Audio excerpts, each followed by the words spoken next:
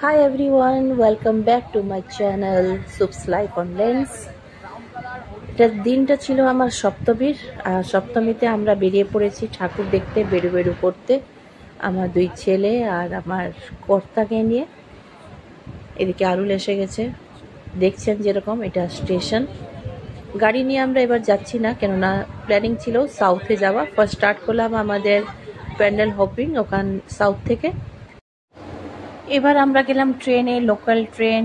মারাত্মক ভিড় ছিল দুপুরবেলা। ওখান থেকে দমদম থেকে আমরা চড়লাম মেট্রোতে।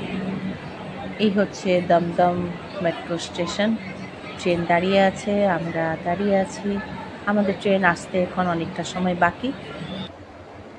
এবার আমরা ফার্স্ট টাইম ট্রেনে জার্নি করব প্যান্ডেল হপিংয়ের জন্য। সববারে আমাদের গাড়ি নিয়ে যাই, শুভেন্দু থাকে আমাদের ড্রাইভার, তো যেখানে হলে পার্ক করে দেয়, আমরা ঘুরে ঘুরে দেখে আসি। এবার কিন্তু ও অ্যাভেলেবেল ছিল না, আর আমরা যদি গাড়ি নিয়ে যেতাম কোন জায়গায় পার্ক করব, চারজন একসঙ্গে ঘুরতেও পারবো না। তাই আমরা কার নিতে পছন্দ করলাম না, গেলাম মেট্রোতে। ভালো আরামেই গেলাম, কিন্তু ভিড় তো মারাত্মক ছিল। ভিড় না থাকলে পুজো পুজো মনেও হয় না, তাই না? দমদম থেকে গেলাম আমরা কালীঘাট মেট্রো স্টেশন পর্যন্ত। আর অনেক লোক, তার মধ্যে অনেক স্টোরি। জানেনই তো, পাবলিক ট্রান্সপোর্টে বসলে অনেক রকমের কথা, অনেক গল্প, অনেক রকমের জিনিস দেখা যায়, অনেক কিছু কানে পড়ে। যে আমরা তো চেষ্টা করিনি একবারও বসতে, কেন এই ভিড়ের মধ্যে আমরা জানতাম যে আমরা তো চেয়ার পাবোই না কোনো জায়গাতে। তাই একটা বার নিয়ে আমরা তিনজন একসঙ্গে একটা জায়গায় দাঁড়িয়ে থাকলাম, যেরকম কি ভিড়ের জোরে ফোর্সফুলি আমরা বাইরে না চলে যাই। তাই মাঝখানে একদম তিনজন মিলে দাঁড়িয়ে থাকলাম, ওইটাও একটা আলাদা মজা।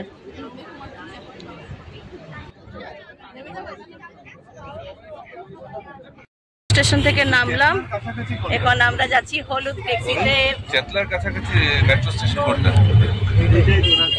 এটাই কলকাতার হেরিটেজ হয়ে যাবে কিছুদিন পরে হলুদ ট্যাক্সি। এই যে হলুদ ট্যাক্সি যাচ্ছে, আমরাও একটা হলুদ ট্যাক্সি নিয়েছি চেতলা যাওয়ার জন্য। আমাকে দেখে মনে হচ্ছে এনডিএ স্টুডেন্ট নাকি। তো আমরা চললাম এখন চেতলা অগ্রণী ক্লাবের, যেটা জানেন সবাই। এবার যেরকম হয়েছিল রুদ্রাক্ষ দিয়ে বানানো হয়েছিল, তাই আমরা প্রথম ওখান থেকে শুরু করলাম। যে টাইমে আমরা গেলাম, ভাগ্য ভালো আমাদের যে আমরা এত বেশি লাইন পাইনি, তো তবুও আমরা প্রায় আধা ঘন্টার মতো ওখানে স্পেন্ড করতে হলো লাইনে। কিন্তু ফর্চুনেটলি খুব ভালো সময় গেছিলাম, 4টা নাগাদ ওখানে পৌঁছে গেছি, তাই আমরা ভালো করে দেখতে পারলাম, এত ভিড় ছিল না।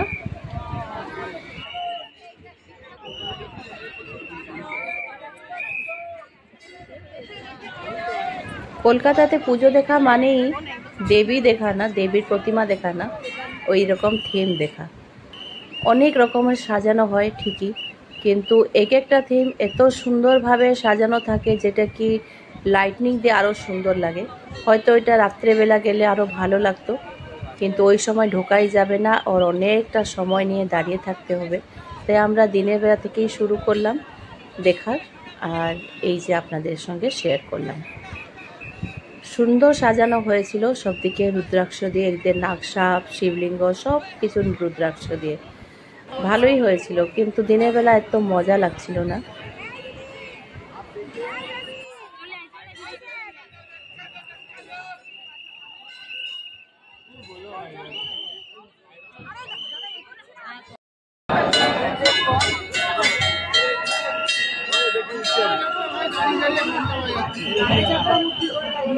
এখানে বাইরে ঘন্টা বেজে যাচ্ছে, এগুলো থাকলে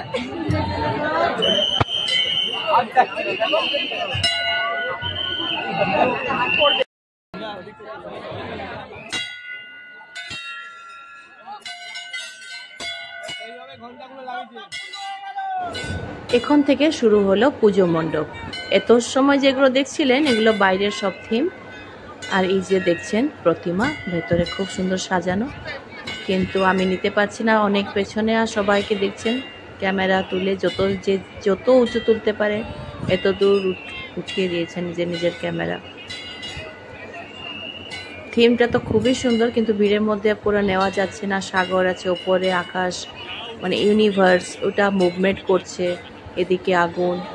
এটা কনসেপ্টটা এরকমই ছিল যেরকম সাগর মন্থন, যেটা সমুদ্র মন্থনের ওখানকার থিম ভেতরের।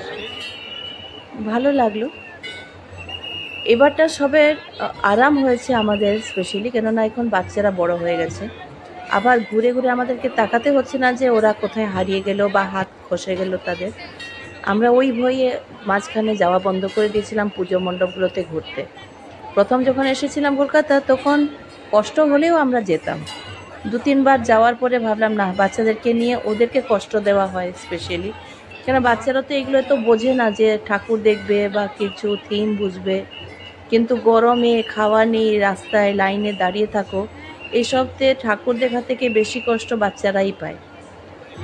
আর তাদেরকে নিয়ে নিয়ে ঘোরাটা আমাদের জন্য সম্ভব হয় না, তাই আমরা বেশি ঠাকুর দেখতে পারি না, যার জন্য ভাবলাম যে না, যাব না।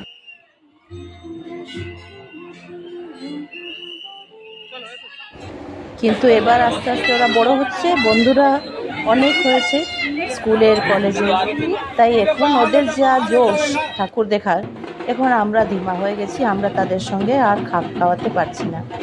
ওরা বলে আমরা এদিকে যাব, ওদিকে যাব, এত দূর হাঁটবো। আমরা ভয় পেয়ে যাই যে এত দূর হেঁটে আবার পৌঁছাতে পারবো কি না ঘরে পর্যন্ত। যাই হোক, বেশ ভালোই ঘুরলাম এবারটা, যেহেতু কার হাত ধরাধরি ছিল না, সবাই হারিয়ে গেলেও আবার বাড়িতে পৌঁছে যেতে পারবো এই ভরসা ছিল, তার জন্য ভালো ঠাকুর দর্শন হলো। এই একটা মূর্তি আমরা ওখানেই কাছাকাছি কোনো একটা জায়গাতেই দেখেছিলাম।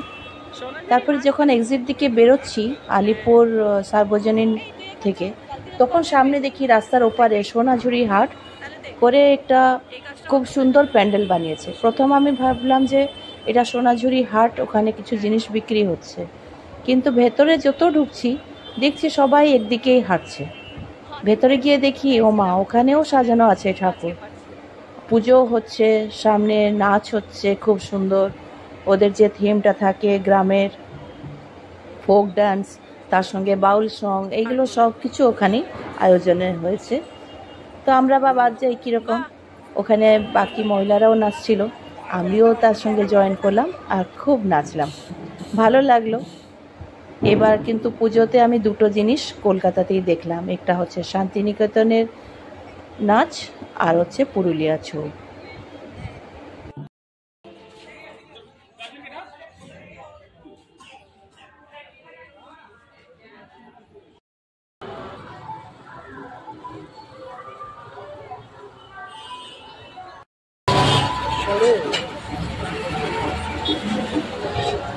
গাড়িটারির মধ্যে আমরা হেঁটে হেঁটে বেড়াচ্ছিলাম, লাইট, গাড়ি, ট্রলি, বাইক, তার মধ্যে মানুষ।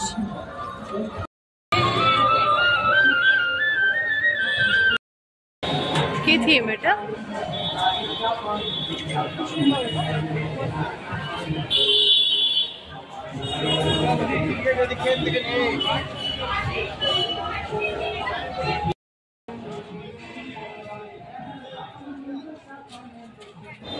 আলিপুর সার্বজনীন থেকে যে থিম ছিল ওটা ছিল চায়ের উপরে, তাই যারা চা প্রেমিক ওদেরকে খুব ভালো লেগে থাকবে হয়তো। আমাকে সেরকম খুব খাস একটা লাগলো না। এখানে দেখছেন যেরকম ওয়াহ তাজ ওয়াহ। এখন তো জাকির হোসেন নেই, ওনার স্মৃতিতে খুব ভালো ভালো অ্যাডভার্টাইজের কিছু কিছু অংশ চায়ের সঙ্গে ওখানে রাখা ছিল। কোথায় থেকে চা এসেছে, কীরকম গার্ডেন, কি এগুলো সব ভেতরে সাজানো ছিল। খুব একটা ভালো লাগলো না। ওখান থেকে বেরিয়ে গিয়ে অরূপের খুব ইচ্ছা ছিল কীরকম সুরুচি সংঘ যাওয়া যায় আর ওখানে দেখবে। ও সুরুচি সংঘ যাওয়ার জন্য আমাদের সবাইকে অনেক হাঁটিয়েছে। এখান থেকে আমরা হেঁটে হেঁটে কত কিলোমিটার গেলাম জানি না, একটা ওভারব্রিজ ক্রস করলাম, ট্রেন লাইন ক্রস করলাম, সব ক্রস করতে করতে আমরা হাঁটছি আর হাঁটছি। জানেন তো কলকাতা পুজো মানেই হাঁটারই, যে যত হাঁটতে পারবে তত পুজো এনজয় করবে। ভালো লাগতো হাঁটতে যদি ওয়েদারটা একটু সাথ দিত। সেদিন অবশ্য এত গরম ছিল না, বেশ ভালোই ঠান্ডা হাওয়া টাওয়া দিচ্ছিল, তাই আমরা হাঁটতে পেরেছি অনেক কিলোমিটার পর্যন্ত। আর একটা জোশও ছিল, প্রথম দিন তো তাই বেরিয়েছিলাম যখন একটা জোশে বেরোলাম। সেকেন্ড ডেতে আপনাদের সঙ্গে শেয়ার করবো, যেটা দেখবেন ওখানে একটু ডাউন হয়ে গেছে, কারণ তার আগের দিন আমরা অনেক হেঁটেছি। যাই হোক, ওখানে আমরা বেরোলাম, ওখান থেকে এক্সিট থেকে বেরিয়ে গেলাম সুরুচি সঙ্গে।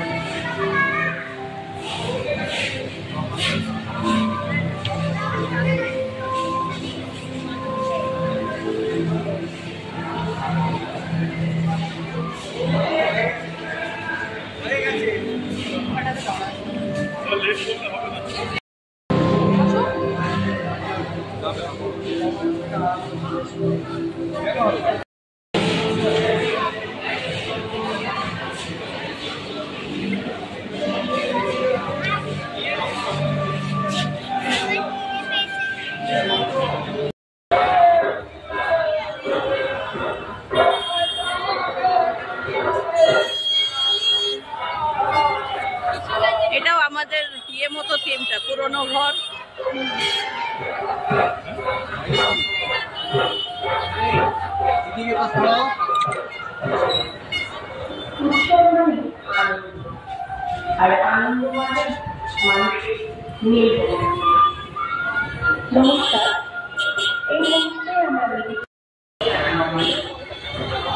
পুজোতে বেলুন না দেখলে কি মজা। ঋষি, আমাদের জনগণ ঋষি বেলুন কিনবি?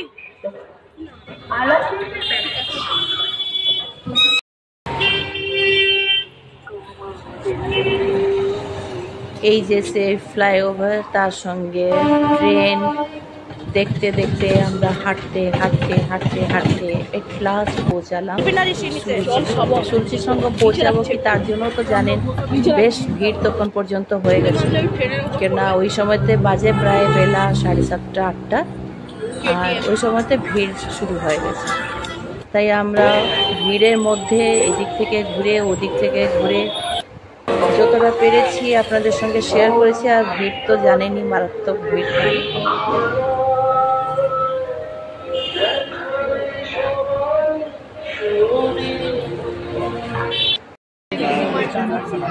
বেশি ভিড় হলেও খারাপ লাগে না, যখন পুজোর থিমটা বা পুজোটা দেখতে খুব ভালো হয়। আর এবার যে আমরা গেলাম, আন্দামানের কীরকম সেন্টটা ছিল, তার মধ্যে কয়দিরা কীরকম ছিল, এইসব থিমটার উপরে বানানো হয়েছিল। এইগুলো পুজোতে দেখতে আনন্দ লাগে না, এগুলো তো দুঃখের জিনিস। আমি জানি না এখানে কেন এরকম থিমগুলো দেয়, যে পুজো একটা আনন্দ করার সময়, পুজোতে সবাই আনন্দ করতে যায়, এরকম কিছু জিনিস সাজায় না কেন যেটাকে মন খুশি হবে দেখলে। ওখানে যে থিমগুলো ছিল, যে টর্চার করছিল কীরকম লোকদেরকে, ব্রিটিশরা কী করছিল, এইসব উপরে দেখে আরও মন খারাপই হয়ে যায়। জানি না পুজোর সময় এরকম থিমগুলো কেন রাখে। বা আরেকটা জায়গা তো আমরা যাইনি তো ভিড় শুনে, যেরকম কি সন্তোষ মিত্র পার্ক, ওই থিমটা দেওয়ার কি মানে হয় ওইটাও আমি বুঝলাম না এবার পুজোতে, অপারেশন সিন্দুরের। কেননা ওখানে কত লোক নিজের হাজব্যান্ডকে, তাদের ছেলেকে, তাদের বাবা ভাইকে হারালো, তাদের কত দুঃখ হয়ে থাকবে। এবার ওরা পুজোতে কোনো রকম এনজয় করতে পারবে না। ওইটাকে নিয়ে যে একটা থিম বানিয়ে সবাই দেখতে যাচ্ছে, ওখানে আঁকা চর্চা করলে তো কিছু হবে না, কিন্তু ওটা থিম বানানোই বা কেন হবে ওইটা আমি বুঝতে পারি না। পুজোর সময় তো আনন্দ করা উচিত, আনন্দের জিনিস লাগাও। যেখানে যেখানে যেগুলো আনন্দের সময় আছে ওগুলোকে শেয়ার করো, বা ওইরকম মণ্ডপ বানাও যেগুলোতে দেখতে সুন্দর লাগে। কোনো এরকম থিম যেটা কি আমরা দেখলে আমাদের মনটা খুশি হবে, আর কি সুন্দর বানিয়েছে, এরকম একটা বলতে পারি। যাই হোক, ওই ভেতরে সবাই ক্যামেরা নিয়ে ফটো তুলছে, আমিও তুললাম। অনেক কিছু বানিয়েছে, অনেক রকমের মুখ, অনেক রকম জিনিস আছে। তার মধ্যে একটাই ভালো লাগলো আমাকে, ওখানে সন্ধ্যা আরতি হচ্ছিল, আর ওইটা আবার মেয়েরা ওখানে ঢাক বাজাচ্ছিল, যেটা আমাকে বেশ ভালো লাগলো। আমি ওদের দেখলাম আর ক্যাপচার করলাম অনেকটা সময়। নো ডাউট যে থিমগুলো বানায় কাপড়ে এত ন্যাচারাল করে, মনে হচ্ছে যেরকম সত্যিকারে এগুলো ইট সিমেন্ট দিয়ে বানানো পুরনো এক একটা কিচেন বা বাড়ি যেরকমই বলতে পারেন। তো কাপড় দিয়ে তো সুন্দর করে যে বানিয়েছে, এইটার জন্য ওদেরকে হ্যান্ডস আপ। ন্যাচারাল একদম, বোঝাই যাচ্ছে না যে এইগুলো সত্যিকারে ইট বালু না। ওই জিনিসটা খুবই ভালো লাগলো। কিন্তু যে কনসেপ্টটা ছিল পুজোর সময় সাজানোর, ওইটা আমার ভালো লাগলো না। যাই হোক, সুরুচি সংঘ অরূপের খুব যাওয়ার ইচ্ছা ছিল। সুরুচি সংঘ আমরা গেলাম অরূপের জন্য, কেননা ওর সবসময় ইচ্ছা এই বড় বড় প্যান্ডেল মণ্ডপ যেগুলো নাম করা ওইগুলোতে ঘুরে আসবে। তাই আমরা সুরুচি সংঘ থেকে ব্যাক করলাম। আর সেদিনের কোনো জায়গা ঘোরা হলো না। নেক্সট ডে অষ্টমী পুজোও আছে, তাই সপ্তমীতে আমাদের এতটুকুই ঘোরা ছিল। ডাইরেক্ট ওখান থেকে উবার বুক করলাম আর বাড়ি চলে আসলাম।